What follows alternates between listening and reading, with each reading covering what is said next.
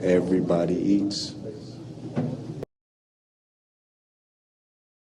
Transitions, like getting to this point, not being satisfied, just being in a section of the club with the guy. Yeah. You know, that's a satisfaction point for some people. Yeah. Then, you know, getting to the next point, evaluate, okay, what I want to do, taking a step out and really sacrificing to miss out on things to really focus on what you wanted to do. So it took a lot of that for me to sacrifice.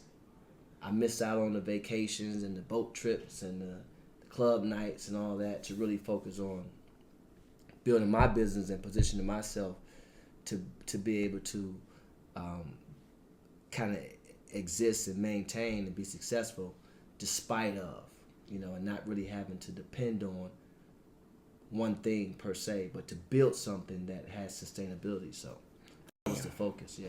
That's fine. It's not that easy. Yeah, how do you even get into like, cause I'm trying to like, do you pick your brain on things? You feel what I'm saying? So like, how do you even like get to like, you know, like This level? yeah, where that I'm level, at? yeah, where you at? Just managing transitions for real. You know, like oftentimes people think like, oh, I go from 0 to 100 to be successful. That's not really true.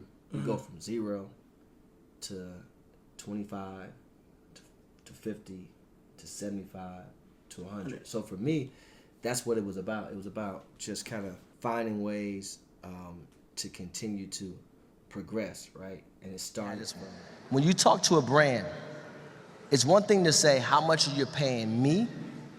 It's another thing to say how much are you spending in media buys that's going to create and raise my awareness to then become interest for others. Yep.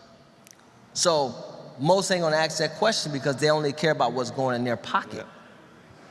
Get what I'm saying?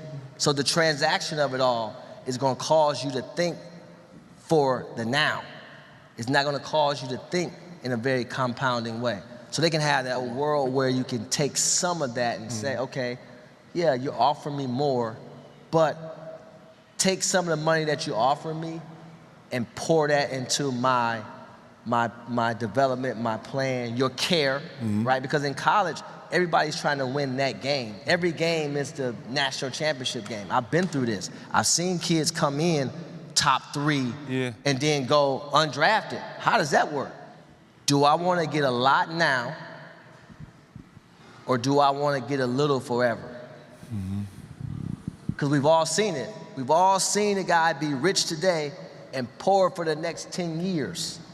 So that decision that you decide to make, if it's me, myself, and again, I don't want to count nobody's pockets, but if I have to take a little bit less, but it's the better situation for me holistically, I'm going to take the little bit less because I know it's going to position me to make a lot more for a longer period of time.